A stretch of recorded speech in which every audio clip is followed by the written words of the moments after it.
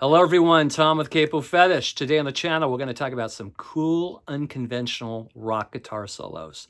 So nothing that resembles Free Bird or Layla or Greengrass and High Tides. We're going to go in the opposite directions, real creative guitar solos that don't really fit the norm.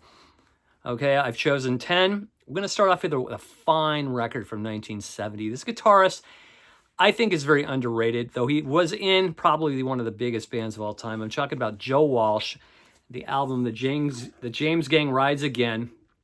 I think when a lot of people think of Joe Walsh, they think of the coda of Hotel California. Maybe they think of Rocky Mountain Way. I don't think a lot of people realize how great his work was with the James Gang, especially on this third album here, James Gang Rides Again. The track I'm talking about is the last track on side one. It's called The Bomber. Okay, it's about a good 7 or 8 minute track, very epic. This album is full of just a lot of great, like, folky type tracks, just great rock and roll. This one here really has a lot to offer. It starts off with, a couple of verses and some great fuzzed out guitar from Joe Walsh. Then in the middle, right in the middle of the track, he starts in with this really cool slide playing. It's very atmospheric. There's a lot of reverb on the guitar. Really, really cool. It's just like, it's just ascending and dropping and ascending. It's just really, really cool. Then right after that, he goes into a little bit of bolero. The bolero beat starts right after the slide part. And he starts playing the bolero medley, or melody, should I say. That goes on for a little while. And then he goes into Vince Guaraldi's Cast Your Fate to the Wind. Then back into the track. That's the entire, solo. There's three parts. You've got the slide part, which is just phenomenal. Then you've got the bolero part, which is really cool. And then that really, really, really cool part, Cast Your Fate to the Wind. And then it goes back into the track and it ends on a really high note. So this is one of my favorite unconventional guitar solos of all time. Love Joe Walsh's work with the James Gang. I think it's just fantastic. I think he was only around for 3 albums, Thirds and Your Album. And then Tommy Bolin took over lead guitar duties in the James Gang. So one example, folks, right here.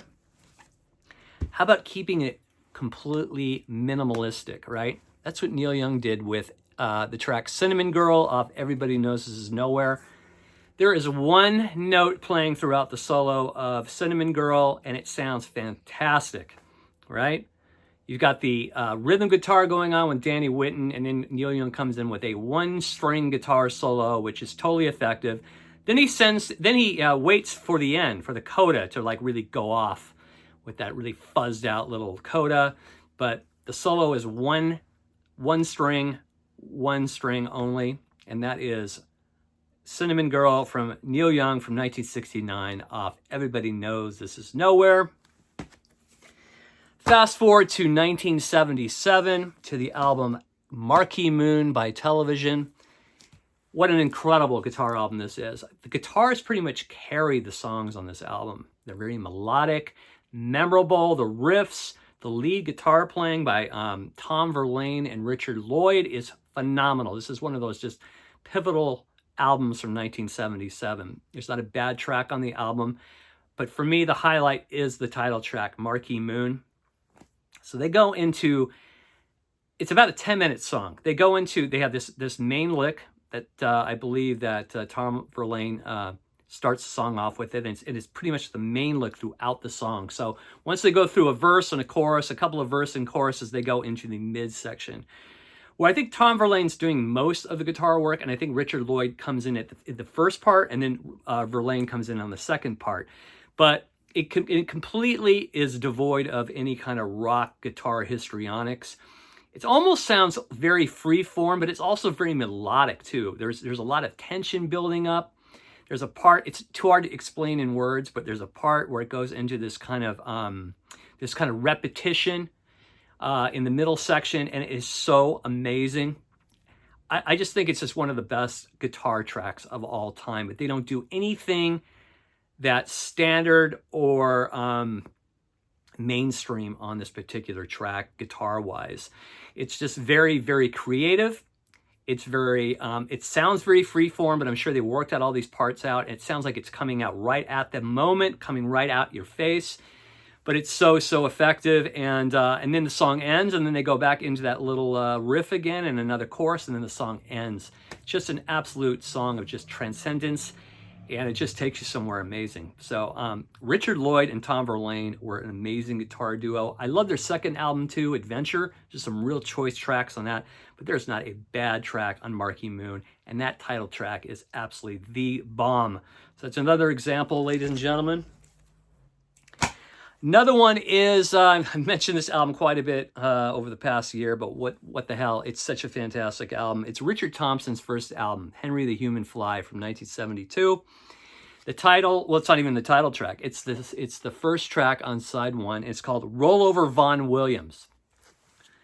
First of all, the guitar sounds nothing like anything I've ever heard in my life, all right? Somebody online said this about the track. They said, one of the most brilliant, unknown hammer-on electric guitar solos of all time that sounds like bagpipes. And that's a perfect way to describe it. It really doesn't sound like anything. It has that British folk vibe about it. But the sound he brings to the track and his playing, it really doesn't sound like anybody else. It's completely original and unique and creative. So if you've never heard the track Roll Over Vaughan Williams by Richard Thompson off Henry the Human Fly, I really highly suggest pulling it up. It'll blow your mind. And right in the middle is just a really, really infectious guitar solo that doesn't really sound like anything else in the rock canon. So Henry the Human Fly, the track Roll Over Vaughan Williams by Richard Thompson. Let's go way back to 1966. Here's a band that had Mr. Tambourine Man, Turn, Turn, Turn, both #1 hits. Of course, I'm talking about the Byrds.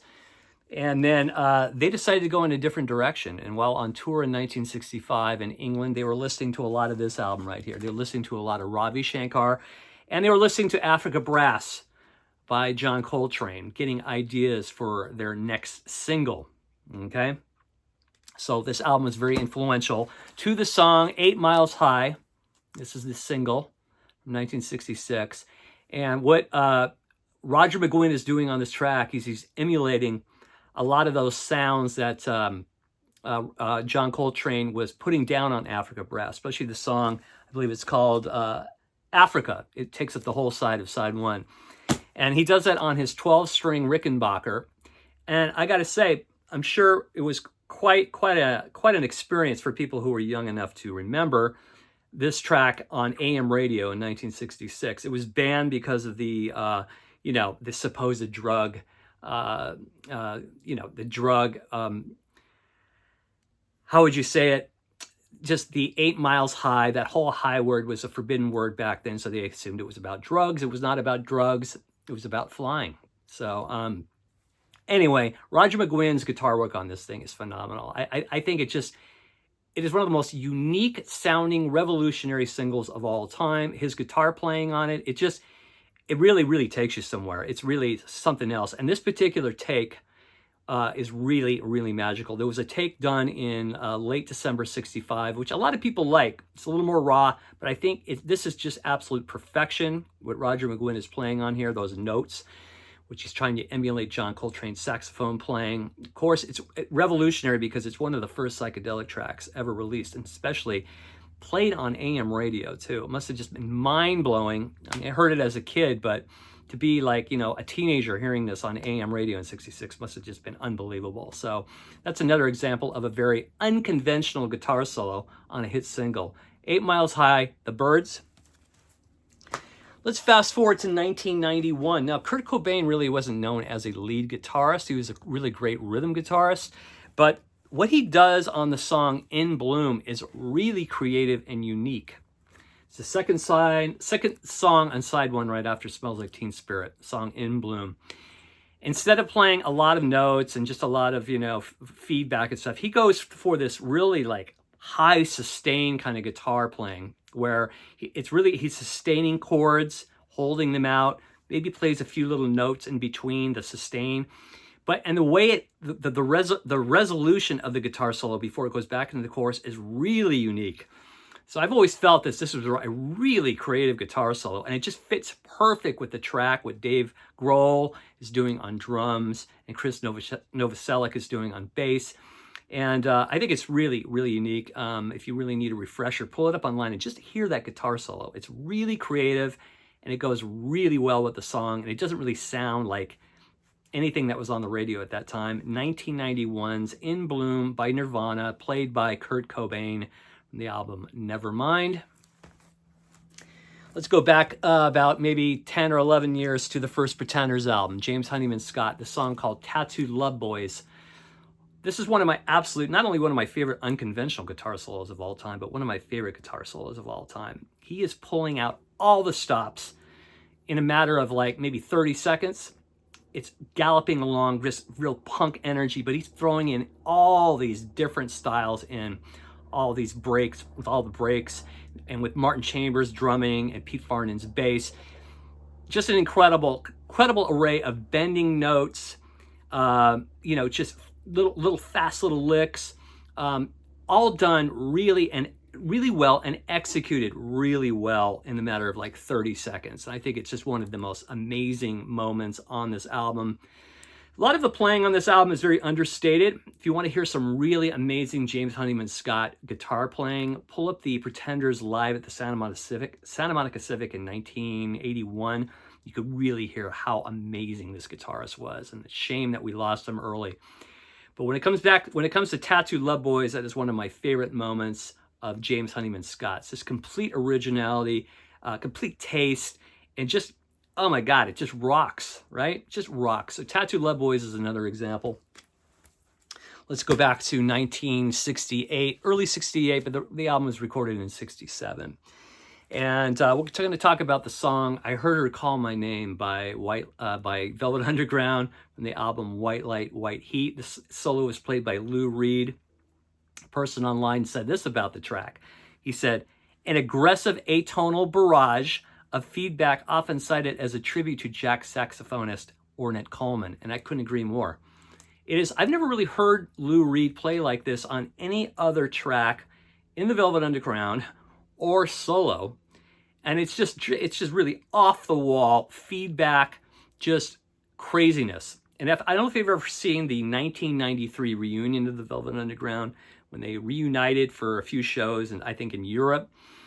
Listen to that. Listen to that live version of "I Heard Her Call My Name." It's absolutely amazing what Lou Reed is putting down. Because usually when you see Lou Reed playing guitar, it's just very strummy and he's not doing a whole lot. But on this particular track, he just absolutely kicks ass and just is pretty much setting the whole scene up for the punk rock movement 10 years later. I mean, it's just absolute full-on barrage of noise. A lot of bands like Sonic Youth would absolutely find this influential and run with it big time. So another example, "I Heard Her Call My Name," guitarist Lou Reed on the track from White Light, White Heat from early 68. Now, other unconventional guitar solos I really love are backward guitar solos. And one of the best backward guitar solos of all time, in my opinion, is "Are You Experienced" by Hendrix. Oh my God, what an amazing backward guitar solo.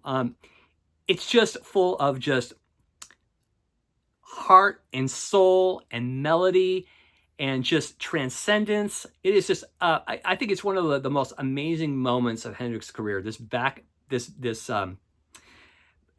backward solo on "Are You Experienced?" And I think you know what I'm talking about. I mean, it's just the way the resolution of it, the way it kicks in initially. It's just, it's an incredible way to end the album, an already amazing album. So another favorite unconventional guitar solo for me is "Are You Experienced" from the Jimi Hendrix Experience. And while we're on the subject of backward guitar solos, let's pull up "Revolver" by the Beatles. The song "I'm Only Sleeping," meticulously perfected by George Harrison over many, many hours. He had to go through many, many hours to get this backward guitar solo sounding perfect, and it is perfect. It's in and it's out really quick. But I think it's one of the first backward guitar solos of all time. And it's absolute perfection. And it just goes perfect with the track. And while we're at it, while we're talking about it, how about the backward guitar solo on "Tomorrow Never Knows"? So supposedly that's the solo for Taxman that Paul McCartney played. and it fits perfectly. I think it's one of the highlights of Tomorrow Never Knows, along with John Lennon's voice through the Leslie speaker. When that background, I'm having a problem saying backward on this particular video. When that backward guitar solo comes on Tomorrow Never Knows, it's one of the greatest moments in rock history. I mean, it's just incredible. It just lifts the song, along with all the other, the seagull sounds and all the other odd sounds going on in the track. But there's something about that backward guitar solo in Tomorrow Never Knows that is just amazing. Also, just in general, I mean, this album just has some of the greatest guitar sounds of all time on it. She Said, Taxman, I mean, And Your Bird Can Sing, Dr. Robert, those guitar sounds for me are just some of the greatest ever. I don't know what they're playing. Is it an SG through a high watt? I'm not sure. But it is amazing stuff. And those, ladies and gentlemen, are some examples of some unconventional rock guitar solos I really dig. What are some of your favorite unconventional guitar solos of all time in rock and roll? Let me know in the comments section. As always, thank you for watching. If you haven't subscribed already, just press the subscribe button. It's totally free. And we have a lot more cool Rocktober subjects coming up in the next week and a half or so stay tuned for that. And as always, thanks again. Talk to you soon. See ya. Bye-bye.